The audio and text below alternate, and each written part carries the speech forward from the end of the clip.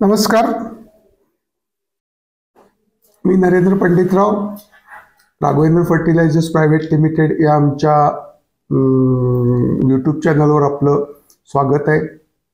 आमचा हा उपक्रम व्याख्यानमालेचा आपल्याला जर आवडला असेल तर आमचं चॅनल सबस्क्राईब करावं, हा व्हिडिओ जास्तीत जास्त शेतकऱ्यांपर्यंत शेअर करावा आणि लाईक करावा ही विनंती।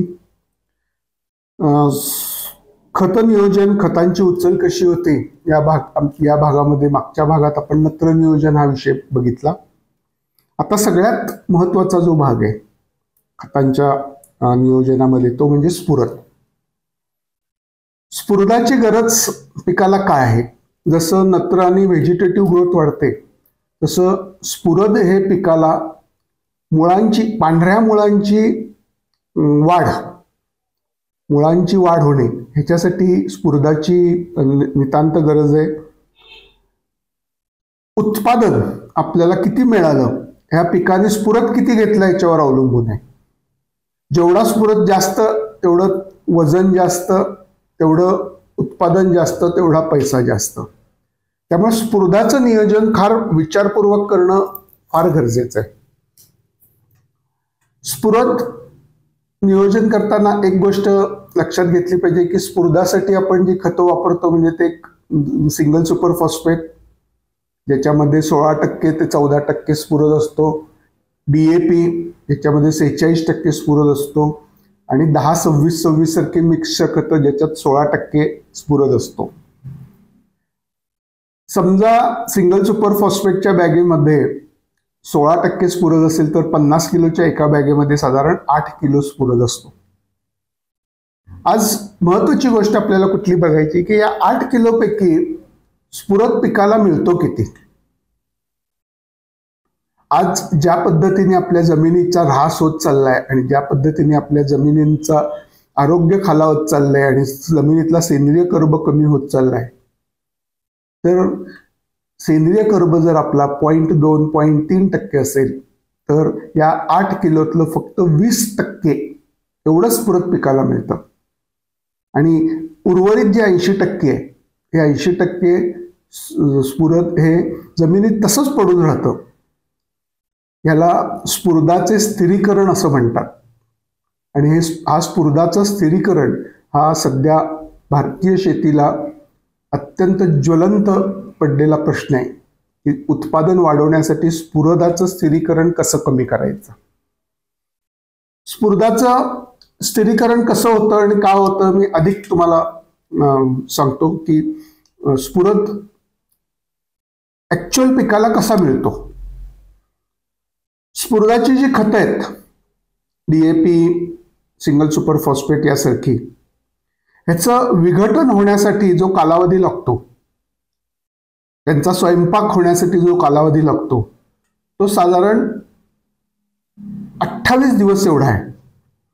तुमच्या जमिनीचा सामू जर 6.5 ते 7.5 एवढा असेल तर स्फुरदाचे विघटन होण्यासाठी जो कालावधी लागतो तो 28 दिवसाचा आहे।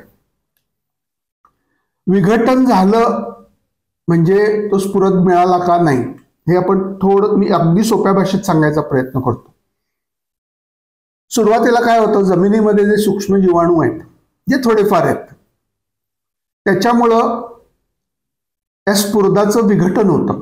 सिंगल सुपर फॉस्फेट अथवा DAP मधल्या स्फुरदाचं विघटन होतं। विघटन झालं, तो स्फुरद रिकामा झाला, मोकळा झाला आणि तो पिकाला मिळाला असं होत नाही।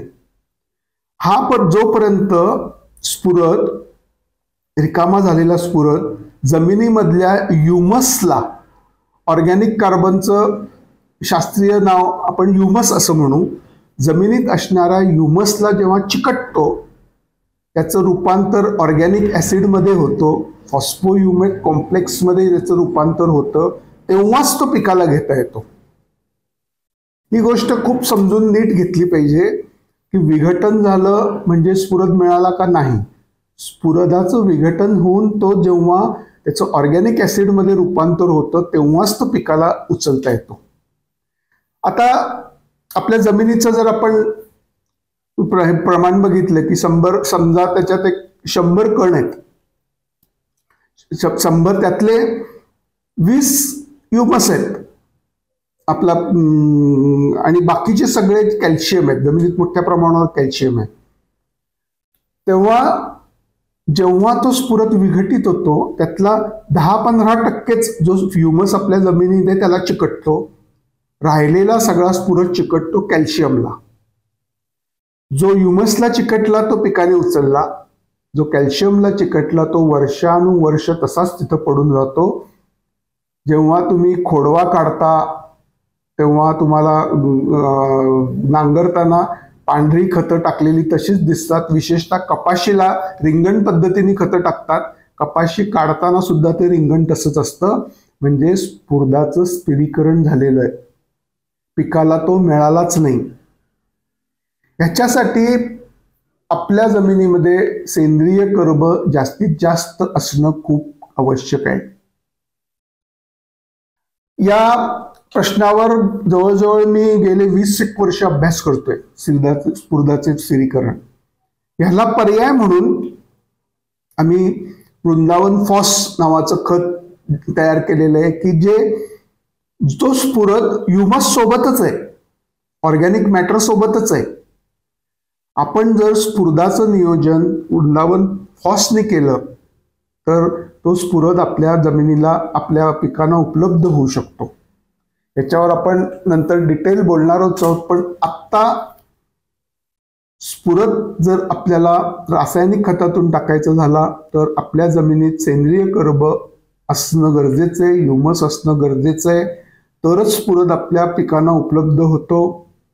स्फुरदासोबत कधीही मायक्रोन्यूट्रियंट्स वापरायचे नाहीत. मी मागच्या वेळी सांगितलेलंच आहे, झिंक, फेरस, बोरॉन आणि स्फुरद हे एकत्र कधीच वापरायचं नाही. स्फुरद हा अतिशय महत्वाचा घटक आहे. तो जोपर्यंत पिकाला मिळत नाही तोपर्यंत आपल्याला उत्पादन वाढ,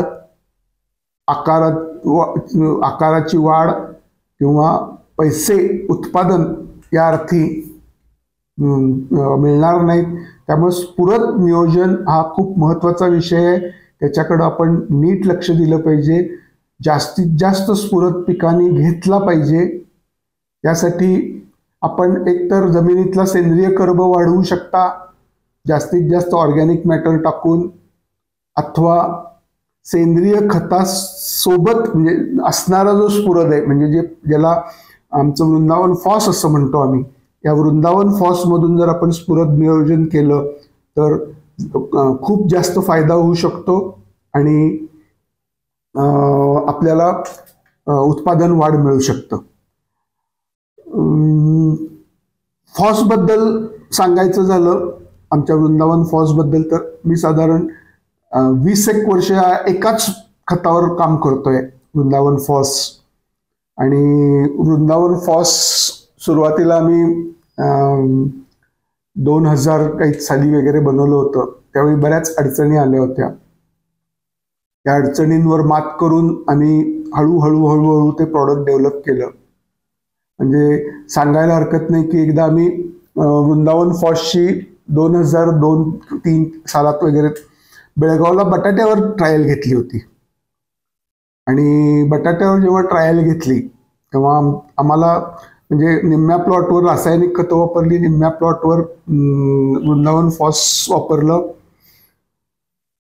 जिथं वृंदावन फॉस वापरलं तिथं आम्हाला रिझल्ट अजिबात मिळाला नाही, फेल गेल्या ट्रायल्स. काय झालं असं आम्हाला त्यावेळी समजलं नाही. पण जेव्हा तेच शेतकरी आम्हाला परत भेटायला आले की साहेब, जिथं वृंदावन फॉस वापरलं होतं तिथं दुसऱ्यावर जे आम्ही पीक घेतलं बटाट्यानंतर, तिथं आम्हाला बंपर उत्पादन मिळालं.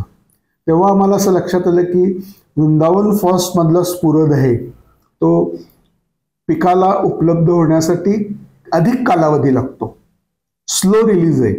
मग त्याच्यावर आम्ही बरंच काम केलं, गेली 10-15 वर्ष मी त्याच्यावर काम केलं.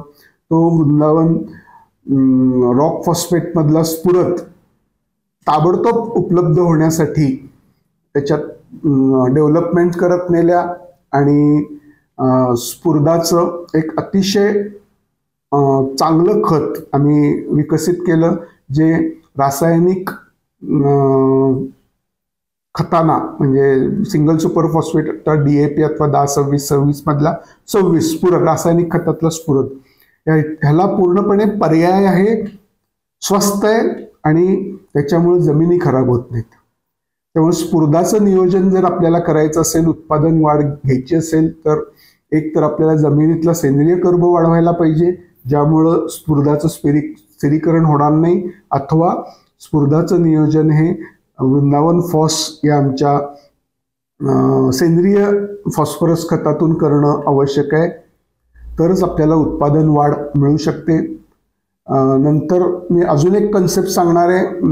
पोटॅश आणि हे सांगून झाल्यानंतर त्या पद्धतीने जरी रासायनिक खतं वापरली तरी आपल्याला स्फुरदाची उपलब्धता मिळू शकेल, ज्याला भट्टी लावणे म्हणतात. त्याच्यावर मी एक पूर्ण 10 ते 15 मिनिटाचा व्हिडिओ बनवणार आहे. त्या व्हिडिओमध्ये तुम्हाला भट्टी कशी लावायची हा विषय अगदी खोलवर शिकवणार आहे.